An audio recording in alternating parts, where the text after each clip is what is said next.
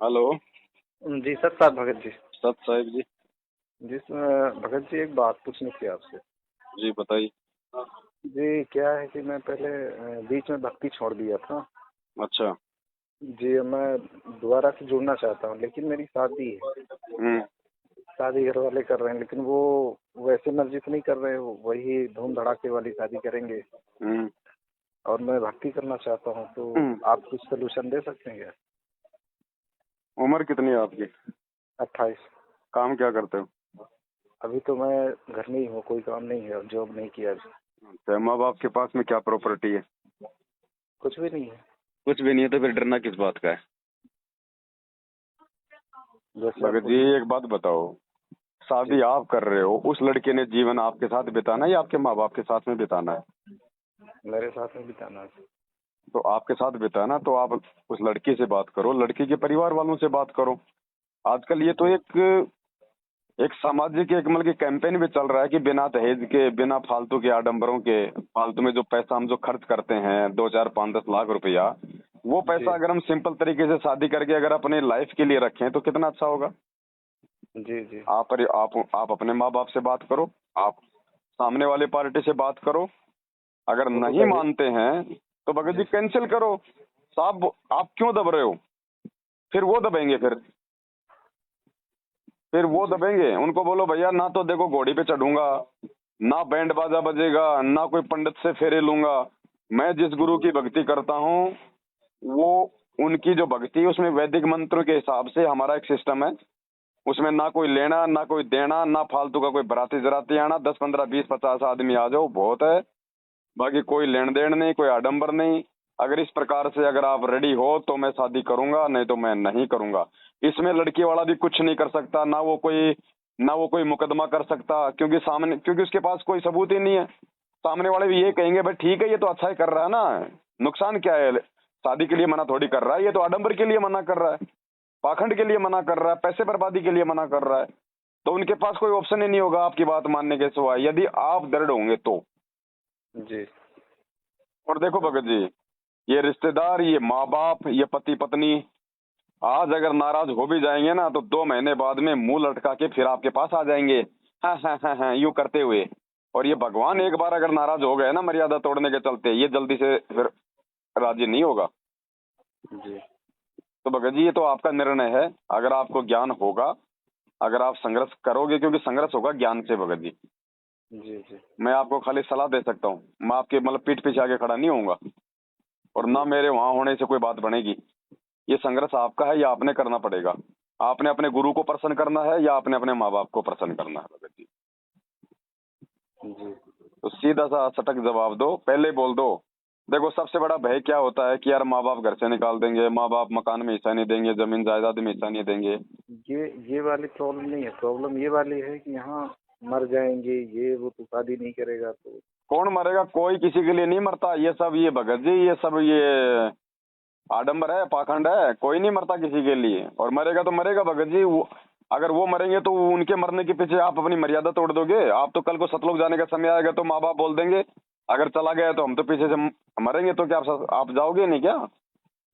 कल को गुरुजी आ वो जाएंगे, बोले बेटा चल तुझे सेवा करनी है, मैं तुझे मेरा परमानेंट सेवादार बना के रखूंगा, और आपके माँ बाप रोएंगे पीछे से कि हम लोग आत्महत्या कर लेंगे, तो क्या करोगे आप? जाओगे या जी, रहोगे? तो फिर जाएंगे, तो रहेंगे क्यों? बस तो वही वही समय है भगत जी। गुरु वचन क्या होता है? गुरु चाहे सामने आके बोले, चाहे गुरु ने चाहे सत्संग में बोल दिया हो, या गुरु ने आपको कोई आदेश दे दिया हो, वो गुरु वचन ही तो है। गुरु का वचन तोड़ना, गुरु की आज्ञा की अवहेलना करना होता है। वो चाहे आमने सामने कर दो चाहे पीछे से कर दो।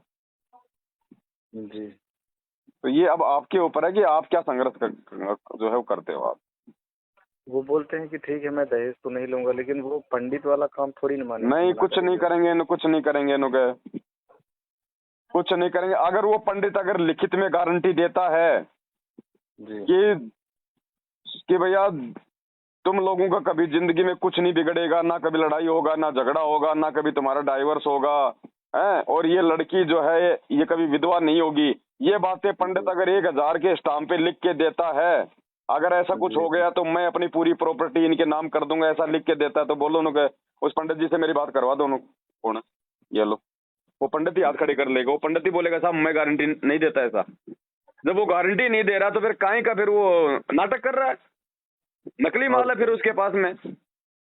जी अरे रामचंद्र जी की शादी किसने कराई थी भगत जी? वशिष्ठ ने, जो जो जी जो तीनों लोगों का ज्ञाता था। और उसने क्या कहा था कि आज जो मुहूर्त मैं निकाल रहा हूं, इस मुहूर्त में यदि सीताराम का शादी हो गया तो जिंदगी में कभी कोई संकट नहीं आएगा। सबसे ज्यादा संकट उन्हीं के ऊपर आया।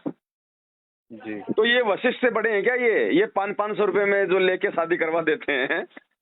जी अरे 2000 में जब गुजरात में भूकंप आया था, वो करोड़ों की बिल्डिंगें जमीन में समा गई थी, उनका पूजा पाठ करने वाला पंडित ने तो लाखों रुपए लिया था। जब वो लाखों वाला फैल हो गया तो 500 रुपए वाला फैल नहीं होगा क्या? तो सब फैल हो तो जाएगा। ये आडंबर है, पाखंड है भगत जी। और जब तक हम इस आडंबर से बाहर नहीं निकलेंगे, हम संत रामपाल जी के भगत नहीं कहला सकते। संत रामपाल जी का भगत वो है जो संघर्ष करेगा अपने गुरु वचन के लिए। जी तो भगत जी ये तो आपके ऊपर है बड़े भाई। यही मतलब अभी 2-4 दिन से यही सब परेशान करके रखे। गुरु जी को दंडत करो, मालिक से प्रार्थना करो, हिम्मत मांगो और खुल के जवाब दे दो भगत जी। ये माँ बाप है ना, खाली ये डराते हैं ऐसा, हम मर जाएंगे, हम ये कर जाएंगे। मरो ना, मेरे मरने से मेरे पीछे थोड़े ना बैठे हो तुम। जी अरे मैं तो उनको बोलो कि मैं तो उल्टा तुम्हारा खर्चा कम कर रहा हूँ ना, मेरे को तो शाबाशी देना चाहिए। मर क्यों रहे हो? तुम्हारा 5-7 लाख रुपया ठीक कर रहा हूँ ना। भगत जी हिम्मत करो बड़े भाई, ये समय नहीं आएगा बार बार। बाद में देखो, बाद में संघर्ष है ही नहीं, संघर्ष आज है। और आज जिसने संघर्ष नहीं किया, बाद में उसको तिनका उठाने का भी सेवा नहीं मिलेगा। जी संघर्ष तो आज है, क्योंकि आज परिस्थिति हमारी विपरीत है और आज ही हमारी परीक्षा होगी।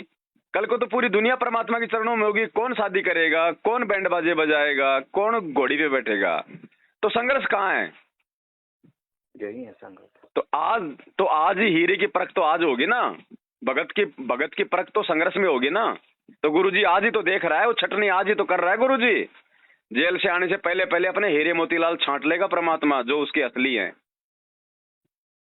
जी अब भगत जी यही होता है। बाकी तो देखो भाई, अब गुरुजी अगर आप सारे काम अगर उल्टे अगर करोगे तो गुरुजी तो कोई आपके सामने आके आपका हाथ पकड़ने वाले है नहीं कि बेटा ये मत कर।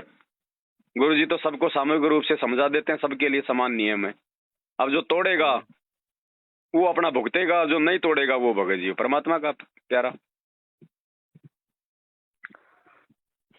तो ये आपकी लड़ाई है भगत जी, ये किसी और की लड़ाई नहीं है भगत जी, ये आपकी लड़ाई है। क्योंकि अब भगत जी अगर मैं 10th में अगर बैठा हूँ तो मेरी परीक्षा हो रही है ना। दोस्त तो मेरे को सलाह दे सकता है, यार नोट्स वगैरह पढ़, थोड़ा अच्छे से ध्यान से पढ़, थोड़ा याद कर ले, मैं तेरे को दे देता हूँ क्या क्या आएगा। बाकी वो परीक्षा तो आपने देनी पड़ेगी, दोस्त थोड़ी देगा। तो हम तो आपकी इतना हेल्प कर सकते हैं बस भगत जी, थोड़ा हिम्मत बंधाने के लिए। बाकी हिम्मत तो आपने करनी पड़ेगी भगत जी। और कुछ नहीं करने वाले माँ बाप, कुछ नहीं करने वाले, आप अड़ जाओ, कुछ नहीं होगा भगत जी। चुपचाप लड़की दे के जाएगा, चुपचाप लड़की ले आओ, कुछ नहीं, कोई आडंबर नहीं, कोई फाकड़ नहीं। जी अब आप देखो भगत जी आगे का रास्ता ना, करेंगे प्रयास इस बार। हाँ प्रयास ही है, प्रयास करेंगे। अगर अंदर से अगर इच्छा होगी वास्तव में तो मालिक साथ देगा भगत जी। बाकी तो ये तो काम भगत जी तो बिगड़ा हुआ है, ये देख लो। फिर ये घाव नहीं भरेगा कभी जिंदगी में भगत जी। आप ये घाव नहीं भर पाओगे, क्योंकि मालूम होते सत्य हम गलती कर देंगे ना, फिर उस चीज का भगत जी घाव नहीं भरा जाता। जी तो आप देख लो, बात कर लो प्यार प्रेम से, ऐसे कोई वो नहीं है।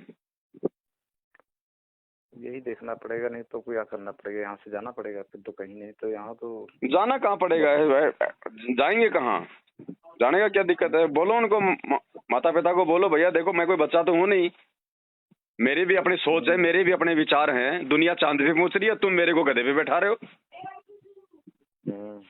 हैं? जी तो सीधा बोलो ना भगत जी, इसमें काहे का डर है? इसके अंदर आपके लाइफ का मामला है ना। और लाइफ तो चलो भाड़ में जाए, तो आध्यात्मिक मामला आ गया सबसे बड़ा। तो गुरु वचन टूट गया तो यहीं पे धक्के खाते फिरेंगे फिर। वो तो सबसे प्रथम है। तो बस, तो आत्म कल्याण के मार्ग में गुरुजी ने कह दिया, ना माँ की माननी, ना बाप की माननी, ना पत्नी की माननी, परमात्मा की माननी है केवल। जी भगत। तो कोई दबाव नहीं भगत जी, सीधा सट ठोक के 2 टूक में जवाब दो।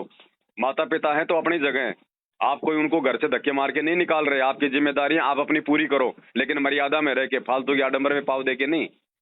बेटा बेटी का फर्ज है माँ बाप का ध्यान रखे, बुढ़ापे में सेवा करे, टाइम पे खाना दे, अच्छा बोले। इससे ज्यादा कोई माँ बाप को कोई कंधे पे लेके घूमने का ठेका नहीं ले रखा किसी ने, जी। है ना। माँ बाप हैं तो अपनी जगह भगत जी, अगर उनकी जिम्मेदारी है तो हमारे भी कुछ फर्ज हैं, हमारे भी कुछ कर्तव्य हैं, हमारे गुरु जी के प्रति हमारी भी कुछ जिम्मेदारियां भाई। जी जी। और कल को इनको ज्ञान समझ में आएगा, फिर क्या करोगे? फिर क्या करोगे? वो तो एक दिन सभी को आना है। आना है ना, तो फिर ये माँ बाप तुम्हें कह देंगे कि नालायक, गधे, मूर्ख, जब तेरे को ज्ञान था तो तूने उस समय तूने संघर्ष क्यों नहीं किया? हम तो चलो अज्ञानी थे उस समय, तूने संघर्ष क्यों नहीं किया? तूने गुरु जी के वचन को क्यों तोड़ा? फिर क्या जवाब दोगे भाई साहब? तो थोड़ी हिम्मत कर लो बड़े भाई, करना पड़ेगा। ठीक है जी। सब सही। सब